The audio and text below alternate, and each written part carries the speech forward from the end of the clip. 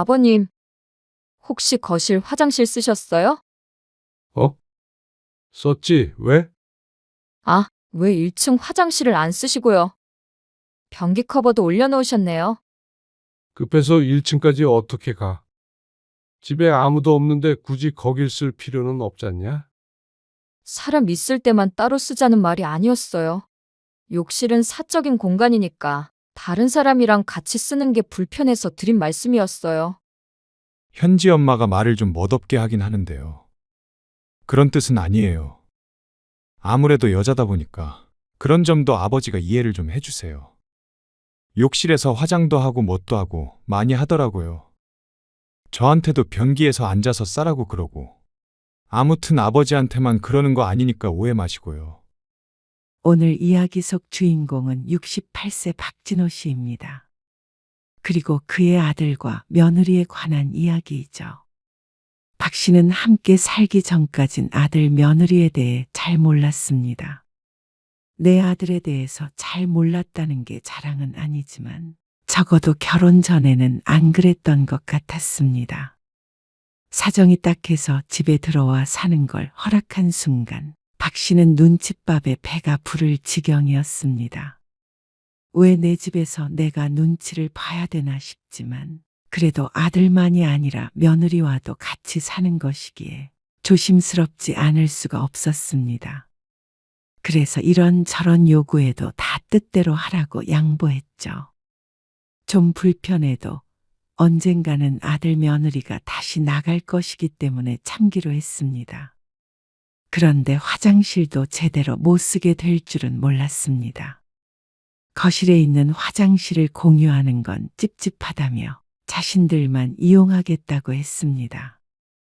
그러면서 박 씨에겐 창고 같은 작은 보조 화장실을 이용하라고 했습니다. 그러다가 박 씨가 거실 화장실을 몇 번 이용하자 문을 걸어 잠그고 박 씨는 이용금지라는 포스트잇까지 붙여놓은 며느리. 더 이상은 며느리를 배려해 줄 필요를 느끼지 못했습니다. 시부모라고 마냥 자식에게 맞춰줄 이유는 없었습니다. 그것도 내 집에서 말이죠. 그래서 박 씨도 가만히 있지 않기로 했습니다.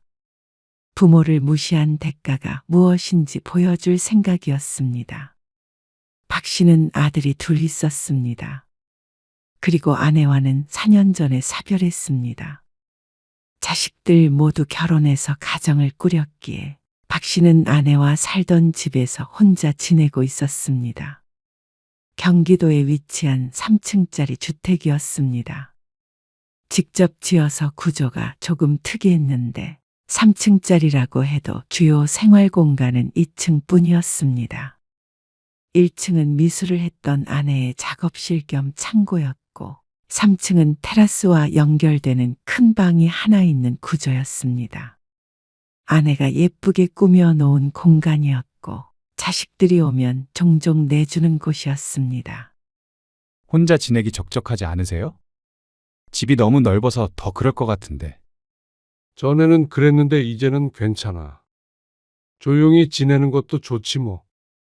작은 집으로 옮겨서 사시는 건 어떠세요? 1층도 관리해야 되고. 테라스도 보니까 청소 좀 해야겠던데. 아이고, 시간 나면 한다는 게 자꾸 미루다 보니까 좀 지저분해졌지. 너희 가면 할 테니까 걱정 마. 별로 힘들지 않아. 어느 날 큰아들 내외가 놀러와서 집을 두리번거렸습니다. 아무래도 혼자 이 집에서 살아가는 박 씨가 걱정이 되는 모양이었습니다. 하지만 박 씨는 이 집을 두고 다른 곳에 가고 싶지는 않았습니다. 아내와의 추억이 있는 곳이었고 이제 와서 낯선 집에 적응하는 것도 원하지 않았죠. 1층에 주차 공간이 있지만 한켠에 있는 텃밭을 제외하면 달리 관리해야 할 마당이 있는 것도 아니니까 어렵지 않았습니다. 그런데 큰아들은 다음 명절에도 찾아와 같은 얘기를 했습니다. 우리가 위에서 잘게. 너희는 작은 방에서 자. 큰아들이 작은아들에게 말했습니다. 2층에는 방이 3개였는데 방이 크지가 않아 3층에서 자는 게 가장 쾌적했습니다. 작은 아들은 형의 말을 듣고는 별 대꾸 없이 고개를 끄덕였습니다. 아버지, 잠깐만요. 얘기 좀. 작은 아들 내외가 방으로 들어가자 큰아들이 조용히 박 씨를 불렀습니다. 그러고는 말했습니다. 아버지, 제가 아무리 생각해봐도 집이 너무 커요. 크긴 이 정도는 되니까 너희들이 명절에도 다 와서 자고 가지. 손주들까지 하면 집이 그렇게 크다고 할 수도 없었습니다. 그런데 아들이 꺼낸 말에 왜 자꾸 집이 크다고 했는지 그 이유를 알게 됐습니다.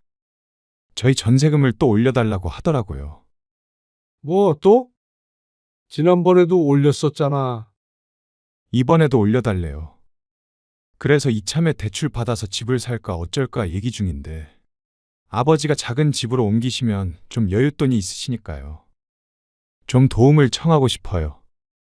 박 씨는 아들의 말을 잠시 머릿속에서 곱씹었습니다. 그러니까 박 씨 보고 집을 판 돈을 달라는 말인 듯 했습니다. 박 씨는 놀란 눈이 되었습니다. 그렇게는 안 되지. 그리고 단번에 거절했습니다. 매정하게 느낀데도 할 수 없었습니다. 이미 결혼하며 전셋집을 구할 때도 두 아들을 지원했었던 박 씨였습니다. 그리고 그게 마지막이라고 생각했습니다. 이제는 자식들도 제 살 길은 스스로 찾아야 했고, 그건 박 씨도 마찬가지였습니다. 노후를 생각하자면 그런 짓은 얼토당토 않은 말이었습니다. 나중에 결국 작은 집으로 이사를 가더라도 그 돈은 박 씨의 노후 자금이었지 아들 집 살 돈에 보탤 것은 아니었습니다. 그러자 박 씨의 짐작대로 아들은 서운해했습니다. 어차피 여기서 사시나 조금 작은 데서 사시나 아버지한테는 큰 차이 없잖아요. 평소에 1층도 3층도 안 쓰시니까. 3층은 너희들 가끔 오면 쓸 방이고 1층은 아빠도 작업실로 써. 무슨 작업실이요? 요새 목공 배우잖냐. 그냥 취미잖아요. 그냥 취미든 뭐든 공간이 있어야 할 거 아냐. 그러자 아들이 한숨을 쉬었습니다. 박 씨의 단호함을 느낀 모양이었습니다. 아들이 잠을 청하러 3층으로 걸어 올라가는데 그 모습을 보니 박 씨도 마음이 편하지는 않았습니다. 하지만 그렇다고 한들 자식에게 올인하는 어리석은 짓은 할 수가 없었습니다. 그러면 나중에 더 늙어서 자식도 박 씨도 서로 부담을 주는 사이가 될 수도 있으니 말이죠. 그런데 보름쯤 뒤에 큰아들에게서 연락이 왔습니다. 그리고 뜬금없는 부탁을 했습니다. 이 집에서 이사 나가기로 했어요. 근데 만기가 당장 이달 말이라서요. 일단 아버지 집에서 살다가 돈 좀 더 모아서 나가도 될까요? 갑작스러운 합가 요청이었습니다. 쭉 같이 살자는 말은 아니었지만 박 씨에겐 충분히 고민스러운 일이었습니다. 혼자가 외롭긴 해도 자식 며느리와 함께 사는 것보다야 편할 것이 분명했기 때문이었습니다. 그런데 이마저도 거절할 수 있을까 싶었습니다. 이미 한 차례 부탁을 거절한 바가 있고 1, 2년만 그렇게 하자는데 매정하게 내치질 못했습니다. 저희는 3층에서 지내면 되잖아요. 애들은 어린이집 다니고 저희도 낮엔 일하니까 거의 저녁 시간밖에 집에 안 있어요. 그렇게 생각하니 부담감이 상당히 줄어들었습니다. 3층엔 화장실이 없기에 2층 주방과 화장실을 공유해야 하지만 아들 말대로 종일 같이 있는 것이 아니었기 때문에 크게 불편하지 않을 수도 있겠다 싶었습니다. 너희는 안 불편하겠어? 저희는 괜찮아요. 현지 엄마가 먼저 그렇게 하고 싶다고 한 거니까요. 그 말은 의외였습니다. 며느리와 그리 살가운 사이는 아니었기에 당연히 아들의 머릿속에서 나온 것이라고 생각할 수밖에 없었습니다. 결국 박 씨는 잠시 큰아들 가족과 함께 살게 되었습니다. 1층에 작업실 공간을 확 줄이고 아들네 가구를 임시로 두었습니다. 어차피 박 씨 집엔 박 씨가 쓰던 가전 가구가 있었기에 아들의 짐을 굳이 들여놓을 필요가 없었죠. 그렇게 동거 생활이 시작되었습니다. 그리고 갈등의 시작이었죠. 예상했던 것처럼 쉽지 않았습니다. 오랫동안 떨어져 살던 아들과 사는 것도, 불편한 며느리와 사는 것도, 손주와 지내는 것도 평소 박 씨의 삶과는 크게 달랐습니다. 아버님, 죄송한데 현지 여기에다 좀 재울게요. 주말에 거실 한켠에서 잠들어 버린 손녀딸을 가리키며 며느리가 말했습니다. 그래. 그렇게 해. 이불이라도 덮어줘라. 네. 근데 애가 잠기가 너무 밝아서요. TV 소리는 많이 좀 줄여주세요. 이 정도면 돼. 아, 아니요. 더 줄여야 해요. 음량이 1이었는데도 더 줄이라는 소리에 박 씨는 할 수 없이 TV를 음소거 해야 했습니다. 그리고 며느리는 위층으로 올라가 보겠다며 사라졌습니다. 소리도 안 나는 TV도 재미가 없었고 괜히 소파에서 뒤척이는 소리가 날까봐 박 씨도 조심스레 자리에서 일어났습니다. 그리고 방에 들어가서 누웠죠. 박 씨는 원래 낮잠을 자더라도 거실 소파에서 자곤 했는데 이제는 그마저도 편히 하지 못했습니다. 하지만 같이 살면 그 정도 불편함은 감수해야 하는 걸 알고 있었습니다. 아버님, 노크를 하셔야죠. 안 놓고 했는데 못 들었어? 안 들렸어요. 며느리가 언성을 높이자 박 씨는 열었던 욕실 문을 얼른 다시 닫았습니다. 다행히도 씻고 있었던 것은 아니었지만 세면대 앞에 서 있는 며느리와 거울 속에서 눈이 마주치는 바람에 박 씨도 무척이나 당황한 상태였습니다. 불이 켜져 있길래 노크를 했는데 물소리에 못 들은 모양이었습니다. 박 씨는 가슴을 쓸어내렸습니다. 앞으로 더 조심해야겠다고 생각했죠. 하지만 며느리는 이틀 넘게 박 씨에게 화가 난 듯 퉁명스럽게 굴었습니다. 박 씨만의 잘못이 아닌데도 말이죠. 참 어렵다. 하지만 어쩌겠나 싶었습니다. 현지 엄마. 욕실에 있던 약통 못 봤어? 무슨 약통이요? 머리에 바르는 건데 손가락 한 마디만한 거. 아, 갈색 병이요? 그래. 그거 버렸어요. 오래된 거 같길래 뭐? 그걸 왜 버려? 안 쓰시는 줄 알고요. 욕실이 지저분해서 정리하면서 버렸어요. 쓰시는 거면 잘 두시지. 박 씨는 이마를 짚었습니다. 머리가 빠진 부분에 바르는 약이었는데 한 병에 7만 원이나 하는 것을 버렸다는 며느리의 말에 탄식이 나왔죠. 그 말을 듣고 욕실을 둘러보자 박 씨가 쓰던 그 욕실이 아닌 것 같았습니다. 아이가 있는 집이라 그런 것도 있겠지만 며느리의 취향대로 꾸며져 있었고 샴푸며 비누며 전부 박 씨가 쓰지 않는 것들이 가득했습니다. 박 씨의 물건들은 구석으로 초라하게 밀려났습니다. 박 씨가 생각했을 때 아들 내외와 합가하고 가장 불편한 점은 바로 화장실이었습니다. 내 식구가 화장실 하나를 같이 써야 하기 때문에 여러모로 애로사항이 있었습니다.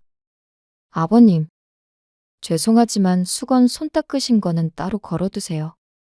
현지가 그걸로 자꾸 얼굴을 닦아서요. 아, 난 그냥 늘 여기다 걸어두는데. 수건은 따로 쓰는 게 좋을 것 같아요. 위생적으로도 그렇고요. 비단 박 씨만 느끼는 불편함은 아니었습니다. 아버지, 저희가 거실 화장실을 쓸 수밖에 없잖아요. 그래서 그런데 혹시 아버지가 1층에 있는 화장실을 이용하시는 것 어때요? 아무래도 현지 엄마가 너무 불편할 것 같아서요. 물건 두기도 좀 그렇고. 그러면서 아들이 말끝을 흐렸습니다. 당연했습니다. 1층 작업실은 현관문을 나가야 들어갈 수 있는 구조였습니다. 2층과 3층의 안으로 연결된 것과 다르게 말이죠.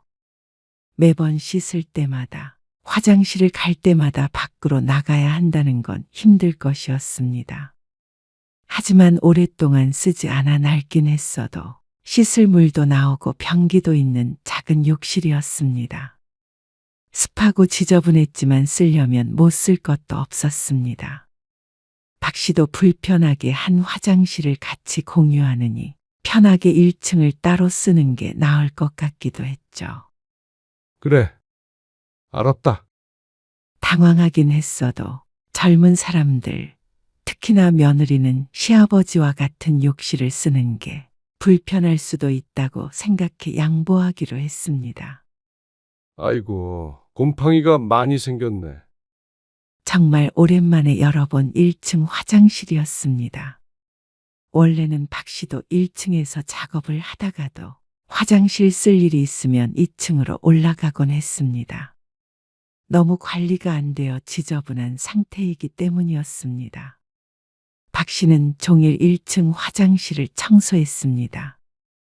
그래서 전보다 나아지긴 했어도 묵은 때는 어쩔 수가 없었습니다. 그러던 어느 날이었습니다. 모두들 직장에 가고 어린이집에 가서 낮 동안에는 박 씨 혼자 집에 있었습니다. 보통은 박 씨도 외출을 자주 하는 편인데 그날은 몸이 좋지 않아 오랜만에 편히 집에서 쉴 생각이었죠. 낮잠을 자던 박 씨가 요의에 눈을 떴습니다. 그래서 거실 화장실에서 볼일을 보고 나왔습니다. 그렇게 한참을 있자 저녁 때가 되고 다들 집으로 돌아왔습니다. 그런데 갑자기 욕실에서 큰 소리가 났습니다. 아버님, 혹시 거실 화장실 쓰셨어요? 어? 박 씨는 갑작스런 물음에 당황해서 눈을 굴렸습니다. 곰곰이 생각해 보니 낮에 한번 볼일을 보러 들어갔다가 나온 게 머릿속을 스쳤습니다. 썼지, 왜? 며느리는 왜냐는 질문이 오히려 어이가 없다는 듯이 반응했습니다. 아, 왜 1층 화장실을 안 쓰시고요? 변기 커버도 올려놓으셨네요. 급해서 1층까지 어떻게 가? 집에 아무도 없는데 굳이 거길 쓸 필요는 없잖냐? 하지만 며느리의 생각은 다른 듯 했습니다. 사람 있을 때만 따로 쓰자는 말이 아니었어요. 욕실은 사적인 공간이니까 다른 사람이랑 같이 쓰는 게 불편해서 들린 말씀이었어요. 그 말에 박 씨는 조금 놀랐습니다. 그러면 아예 2층 화장실은 쓰지 말라는 소리였습니다. 박 씨가 황당해하자 아들이 조용히 박 씨를 부엌으로 데려가 말했습니다. 현지 엄마가 말을 좀 멋없게 하긴 하는데요. 그런 뜻은 아니에요. 아무래도 여자다 보니까 그런 점도 아버지가 이해를 좀 해주세요. 욕실에서 화장도 하고 뭣도 하고 많이 하더라고요. 저한테도 변기에서 앉아서 싸라고 그러고. 아무튼 아버지한테만 그러는 거 아니니까 오해 마시고요. 아들의 변명에 박 씨가 한숨을 푹 내쉬었습니다. 어째서 내 집에서 화장실도 마음껏 못 쓰나 싶었습니다. 1층 화장실은 보일러가 안 돼서 온수기가 설치되어 있는데 그것도 불편했습니다. 온수가 나오려면 한참 기다려야 했고 변기 수압도 세지가 않았습니다. 그래서 웬만하면 낮에는 2층 욕실을 이용하려고 했는데 이제는 그마저도 안 될 모양이었습니다. 참나 알았다. 마음 같아서는 그렇게 불편하면 너희가 1층 써라 하고 호통이라도 치고 싶었습니다. 하지만 현실적으로 아들 며느리의 손녀딸까지 화장실을 쓰기 위해 1층을 내려가라고 하는 건 다소 힘들어 보였습니다. 보통 집들처럼 안방에도 화장실이 있으면 좋았겠지만 아내와 둘이 사는데 그렇게까지 할 필요성을 못 느껴서 화장실을 하나만 둔 것이 잘못이었습니다. 그래도 1년만 참자. 기한이 정해진 것이 아니었다면 다른 수를 강구해 봤을 수도 있었습니다. 하지만 평생 같이 살 일은 죽어도 없을 것이기에 계속해서 참으림만 새길 뿐이었습니다. 아이고, 어쩜 그렇게 텃밭을 갖고 났어? 나는 귀찮아서 집에서는 손 하나 까딱하기 싫은데. 그러게 말이야. 갈 때 좀 따가야겠네? 그렇게 해. 박 씨의 친구 몇이 모임을 했는데 오늘은 박 씨의 집에서 모이기로 했습니다. 1층에 아기자기하게 가꿔놓은 텃밭을 보고는 친구들이 부러워했습니다. 텃밭에 대해서 한참 떠들었더니 시간이 훌쩍 갔습니다. 그래도 아들네랑 같이 사니까 밥은 잘 챙겨 먹겠네. 며느리가 밥 차려주지? 차려주긴. 내가 차려 먹지. 다들 바빠. 요즘 사람들 집에서 밥도 잘 안 먹고. 며느리는 집에서 요리를 거의 하지 않았습니다. 손녀딸 밥은 잘 챙겨주는데 보통은 밖에서 간단히 먹을 것을 사와서 먹곤 했습니다. 박 씨는 저녁을 이르게 먹는 편이기 때문에 아침부터 저녁까지 혼자 있을 때처럼 알아서 챙겨 먹었습니다. 우리 아들은 같이 살자고 은근슬쩍 말해도 자꾸 말을 돌려. 늙은이 데리고 살고 싶겠어? 그냥 둘이서 알콩달콩 하면서 살아. 마누라랑 무슨 알콩달콩이야. 근데 화장실이 여기였지? 잠깐만. 한 친구가 화장실 문을 열려고 하자 박 씨는 순간 움찔했습니다. 괜히 화장실을 썼다가 또 며느리한테 한 소리 들을까 싶었습니다. 왜? 화장실 아니야?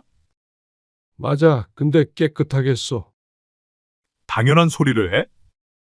박 씨는 조마조마해하는 스스로가 어이가 없었습니다. 자신은 그렇다 치더라도 손님에게 1층으로 내려가라고 할 수도 없는 노릇이기에 그대로 두었지만 왜 자꾸 이렇게 눈치를 보게 되는지 몰랐습니다. 그리고 저녁에 아들네가 돌아왔을 때였습니다. 친구분들 잘 있다가 가셨어요? 잠깐 얘기만 하다가 갔지. 미리 아들 내외에게 말은 해두고 초대한 것이었습니다.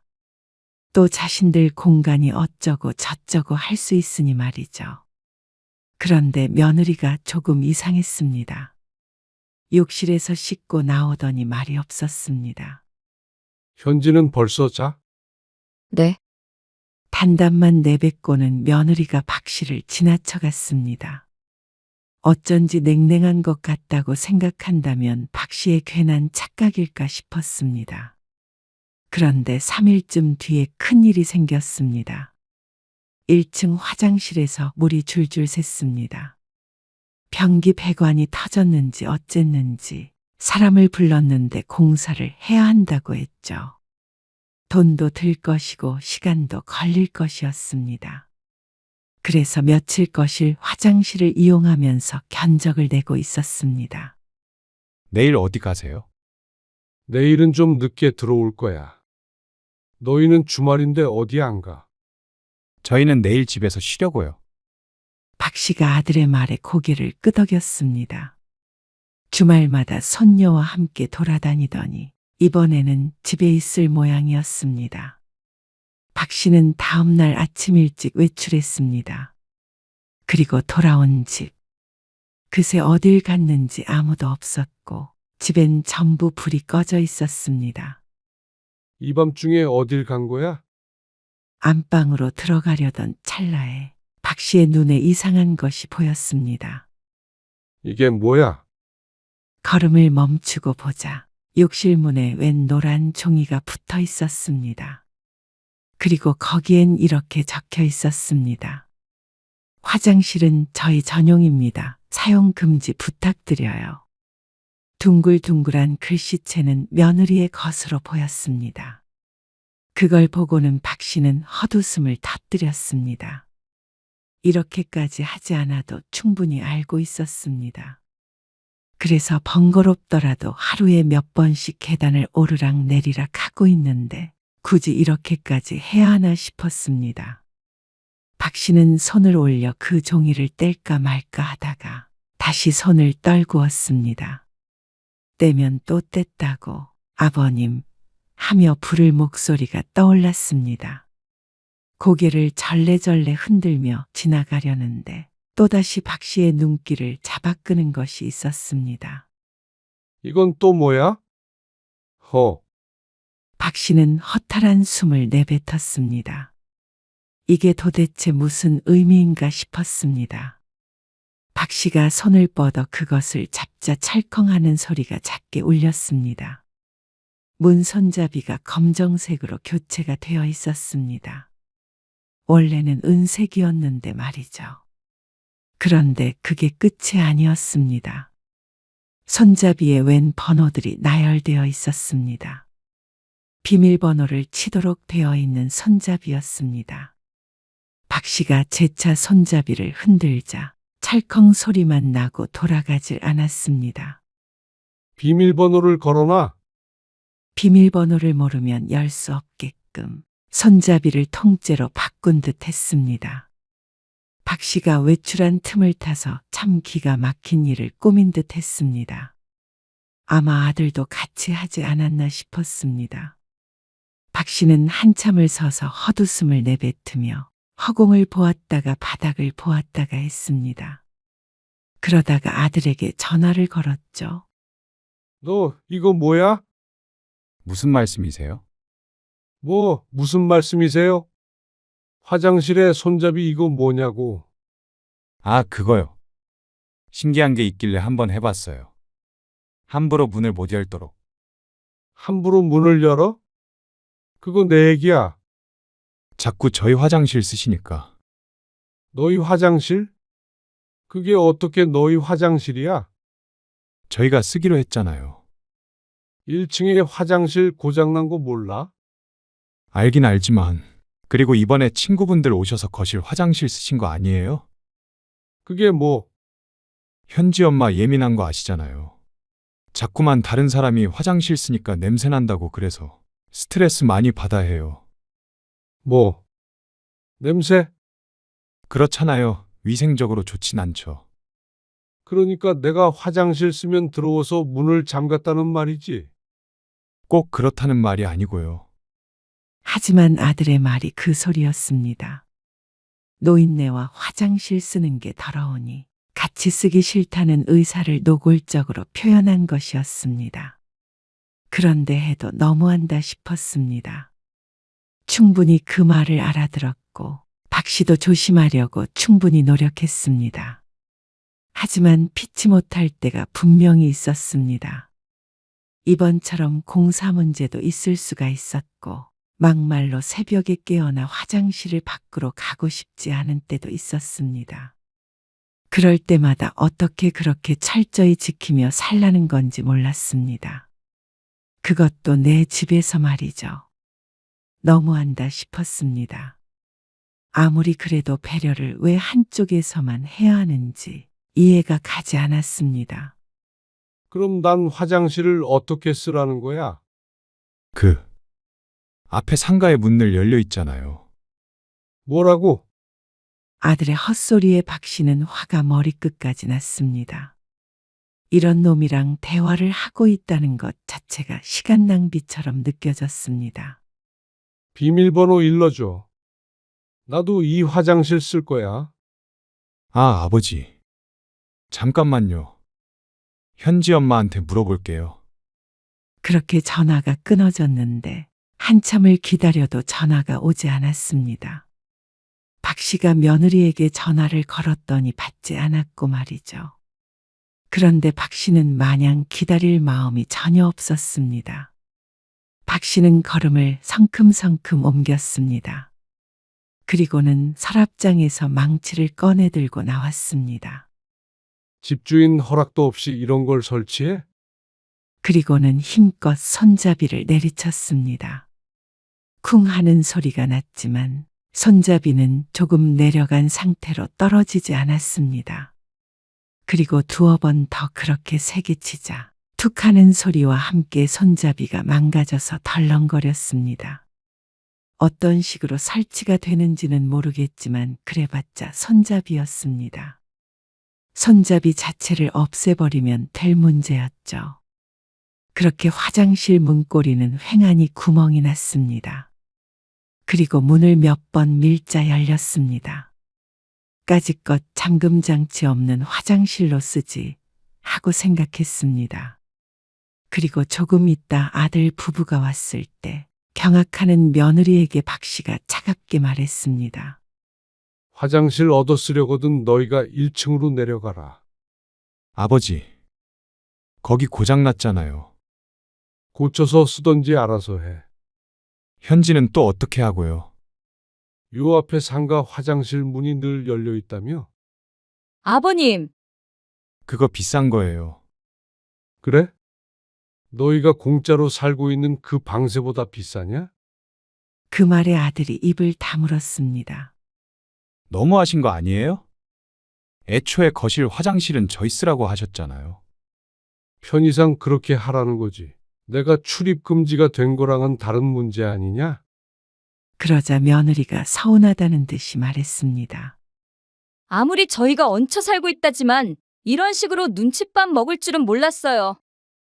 눈칫밥은 누가 먹었는데? 기막힌 이야기였습니다. 눈치를 봐도 박 씨가 봤지 아들 며느리가 본 적은 없었습니다. 그랬다면 화장실 문을 걸어 잠그는 짓은 하지도 않았을 테고 말이죠. 아들 며느리는 크게 화를 냈습니다.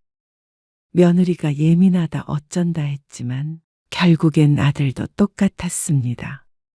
아무리 배려해도 더 많은 걸 바라고 모든 걸 부모 탓을 하는 아들 며느리가 괘씸했습니다. 들어와서 지내게 했으면 눈치를 보는 것까지는 아니더라도 최소한 고마운 줄은 알아야 했습니다. 자기들 집이라고 하더라도 이렇게 막무가내일 수는 없는데 왜 박씨 집에서 이 난리인지 몰랐죠. 아버지한테 정말 실망이에요. 다른 것도 아니고 그냥 욕실만 좀 따로 사용했으면 하는 게 그렇게 잘못인가요?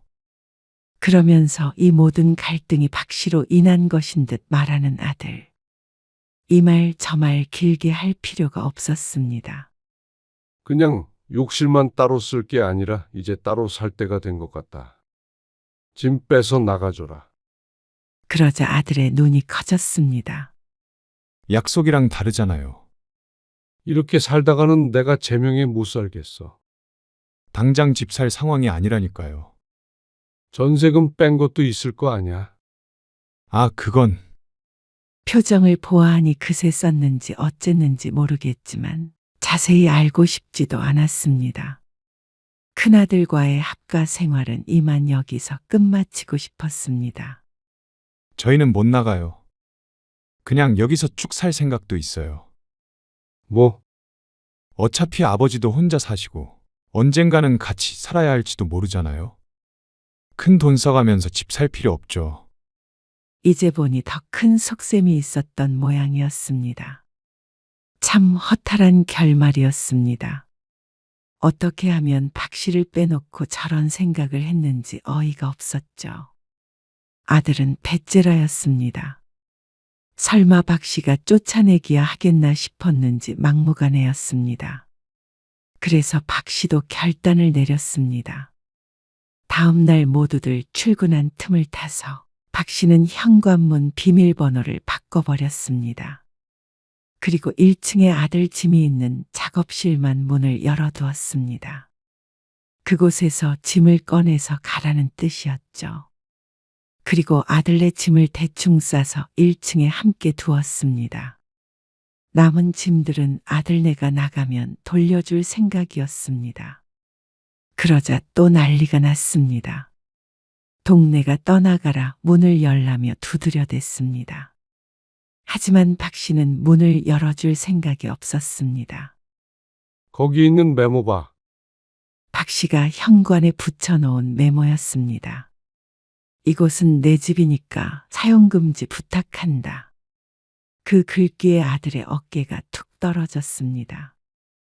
자신들이 정말 쫓겨난 것임을 알았습니다.